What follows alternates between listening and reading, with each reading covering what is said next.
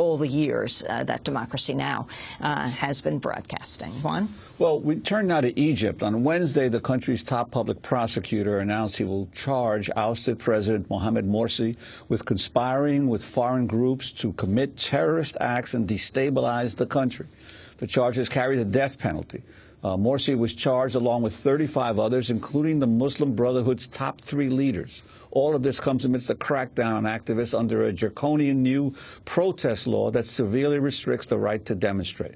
Well, for more, we go to Egypt, where we're joined by Sharif Abdel-Quddus, independent journalist and Democracy Now! Correspondent based in Cairo and a fellow at the Nation Institute.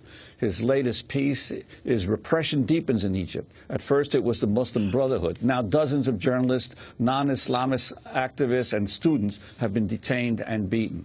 Well, welcome back, Sharif. Thank you, Juan. Your reaction to this latest announcement from the Egyptian coup government? Well, Morsi and members of the Muslim Brotherhood, senior members, have been facing charges of inciting violence.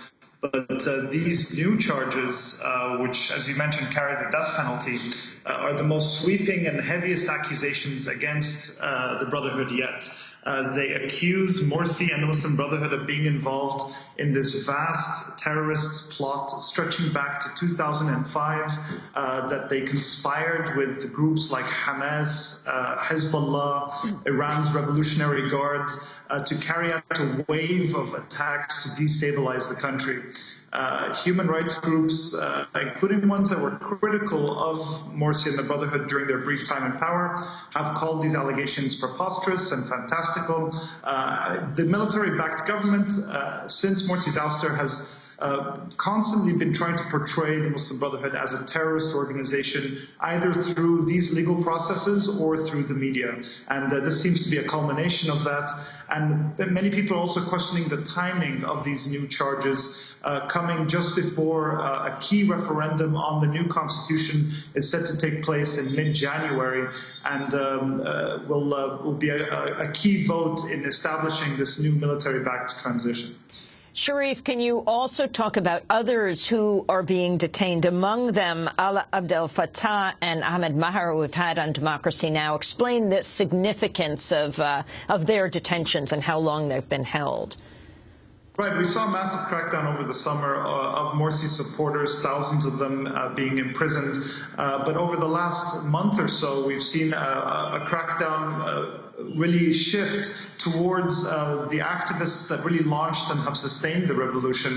Most notably, perhaps Ala Abdel Fattah, who was jailed under Mubarak, jailed under the Supreme Council of Armed Forces that replaced Mubarak, had an arrest warrant issued against him, against Morsi, and now has been jailed for organizing, authorities accuse him of organizing a protest in defiance of this very draconian protest law. He said that he would, he publicly stated that he would turn himself in. Despite that, police forces, 20 heavily armed men, came to his house. When his wife asked to see an arrest warrant, they beat her. They beat Ala as they dragged him to an undisclosed location where he spent the night blindfolded and handcuffed on the floor. And he faces charges along with 24 others of organizing this protest in front of the Shura Council. It's important to note as well that this protest was organized by the activist group, the No to Military Trials campaign, and they publicly stated that they organized this protest, but prosecutors have refused to charge that group, probably because most of them are made up of very high-profile female activists, and the public reaction to jailing those people would be much more severe. Ahmed Maher is one of the founders of the April 6th Youth Movement, a key group in the revolution. Him and another very prominent activist, Ahmed Douma, are facing charges of organizing a protest outside a courthouse. And they're due to be sentenced on Sunday. And so we're seeing the Interior Ministry really flexing its muscles and trying to crack down on all different types of dissent in the country. And Sharif, we have just about a minute, but could you talk about what's been the role of the Obama administration as this military government continues to get increasingly more repressive on the Egyptian population? What is the U.S. government doing or saying publicly?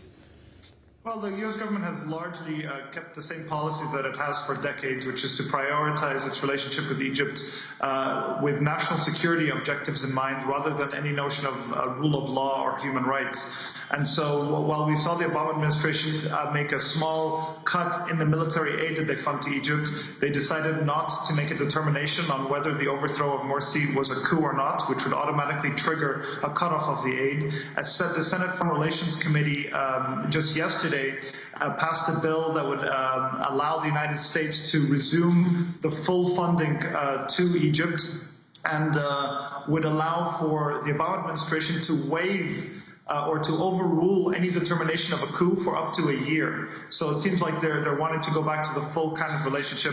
We'll have to see whether that bill passes when it goes to Congress. And this just in, an Egyptian court has acquitted the two sons of former President Hosni Mubarak and his last prime minister, Ahmed Shafiq, on charges of embezzlement. That's significance of this, Sharif.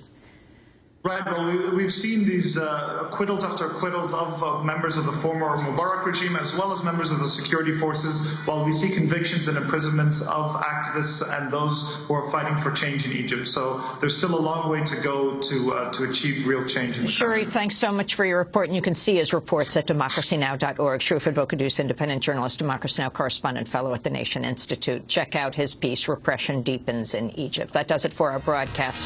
Democracy. I'm Amy Goodman. Thanks so much for watching this report from Democracy Now!, your daily independent global grassroots news hour. We don't accept advertising or corporate funding, but rather rely on donations from viewers like you. Please make your contribution by visiting democracynow.org today. We need your support today to keep bringing you this hard-hitting, in-depth reporting.